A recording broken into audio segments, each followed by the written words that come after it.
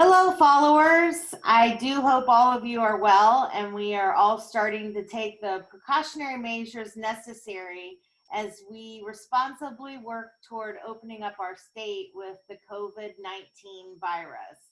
I'm interested to see how things go in Ohio for next week. Things are ramping up here with a number of inquiries from families about senior living care, and I am starting to focus on finding those options with a large number of families who are connecting with us. Whenever I have a discussion with our families, we are reviewing and discussing the medical needs of the resident, their senior loved one, their family dynamics as a whole, and understanding who the decisions makers are within the family. And we talk about the assets that the senior might have available for their care needs. There are a number of different options we discuss, and oftentimes families don't realize these areas. This can truly make a difference in the type of community a family can consider, and also the quality of care that we have to work with the funds available.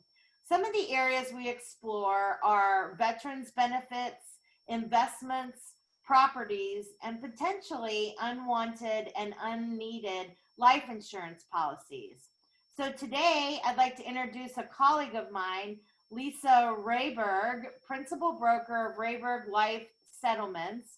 We will dive into and discuss what is a life settlement and how an unwanted or unneeded life insurance policy can help with your care costs needs. So thank you, Lisa, for joining me today. My pleasure to be here. Thank you, Miriam. So first, tell us what exactly is a life settlement? Yeah, what is this thing, right? So a little bit of just a real quick background. 500,000 seniors a year will lapse their life insurance policies. Now, what does that mean? That means that they don't, like you said, they don't want the policy, they don't need the policy anymore, maybe they can't afford the policy anymore, and they just drop them and they just let them go. They don't know that a life settlement is an option and can exist. So this life settlement thing is really simple. It is the sale of a life insurance policy for cash. So client receives cash. There are investor groups who purchase these policies. The investor group becomes the new owner of the policy. They pay the premium and then they become the beneficiary. So when the client passes away, the investor group receives their money. They're doing this as an investment, and our role is to take care of the client and realize the most amount of money for the policy that we can. So that's why we're called a life settlements broker. We represent the client. Okay, so when might a family consider connecting with a company like yours to determine if their policy might be applicable to add to their asset consideration in this manner? So good question. First and foremost, it's, do I even need this life insurance policy anymore, right? So we talk about 500,000 seniors.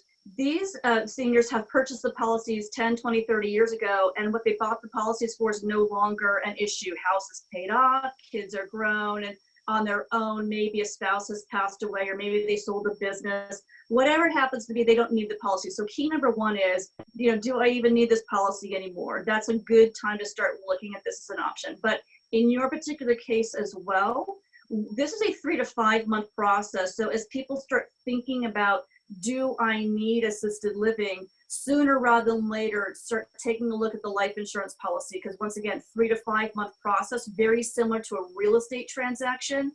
So when someone needs to move in tomorrow, this is not going to be the solution tomorrow. This can be a longer term solution. Okay, that's good to know. Can you give me an example? Can you walk us through, maybe one of your most recent cases, and talk about how the transaction benefited the family? Yeah, certainly. So I have a client in North Carolina. We do business nationwide, and he had a $250,000 term policy. We can sell term policies. People are surprised.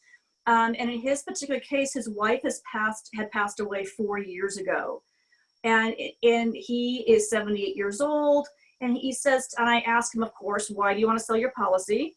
And he says, Lisa, look, I bought it for my wife. She's passed away. My daughters are now the beneficiary, but you know what? They don't need the money. They have successful careers. Their families are just fine. They don't need this money. So if I can sell my policy today to help me and make my life more comfortable, then I want to do that. And in his particular case, the opening offer we received on his policy was $15,000. And by the time we were done, it was $128,500.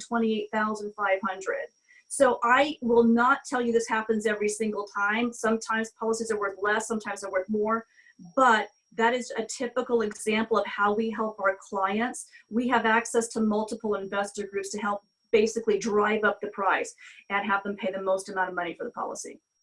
Okay. What are some hesitations or things people don't understand about this option that might, be fake news in the industry? What can you shed on as far as, things that people have mentioned to you as to why this might not be a good idea? Well, first of all, they don't know enough about it, right? Because it's really not visible. And so I thank you for the ability to be here to raise visibility that this option exists. So first of all, is it legal? And I'll answer that question second. And the second one is, who's buying my policies? And is there going to be a hitman coming to get me? So let me address both of those. First of all, yes, very legal since 1911. Any legal professionals out there who like to delve into cases, it's Grigsby versus Russell, Supreme Court decision, 1911. Justice Oliver Wendell Holmes deemed our life insurance policy an asset that we can sell. So Miriam, I can transfer my life insurance policy to you today. Don't tell my husband, but I can with with a signature, really, on a change of ownership form. So very simple. So legal since 1911, but the market really hadn't taken shape, or nothing really happened with it until the 80s. And that was for a particular demographic, particularly in that particular time, it's called viaticals for the AIDS population. And as we have lived longer lives and medical technology allows us to live longer, the life settlements market has come into play. So that's kind of a brief history. So really it's been the marketplace, it's really developed since the early 90s, late 80s, early 90s. And the answer to the second question is, and this goes right along with the history, back then, it was almost the Wild West. It's kind of crazy. But today, through the mid-90s and into the 2000s, very highly regulated. So not only do I have to have special licensing, there's a lot of consumer disclosures, a lot of transparency, beneficiaries have to sign up, and the investor groups need to register with the states. In many states, they have to post a bond. They have to tell the states the life insurance policies that they buy every year. So once again, very transparent, very visible. And I sold the policy of a friend of mine and I love her, so I wouldn't do anything to harm her. It's very, very above board and once again, highly regulated today. And I think that's really important for listeners to understand. Yeah, and for me and my business, oftentimes we're struggling looking for ways of being able to support the care needs of seniors. The family dynamics aren't there enough where the kids can possibly chip in on their own resources to help fund care. And we all know that care is so expensive. So we come along with this and connect families with agencies like you that can look into these types of things that might be able to provide some additional assets that we can tap into to provide that care. And like I said in the beginning, maybe it's a better quality of community and quality of care that we have as an option for this. So I appreciate your business and what you do offer for our senior population. So how might someone connect with you, and what important information would they need to give you off of the bat? Certainly. So let me give you my contact information first, and I'll answer the question about what we need to kind of get started. So my phone number is 714 area code 349 7981. So 714-349-7981. My email is LREH B as in boy, URG at AOL.com. So LREHBURG at AOL. I also have a website, RehbergLifeSettlements.com, if someone wants to check that out. So there's all kinds of information on the website.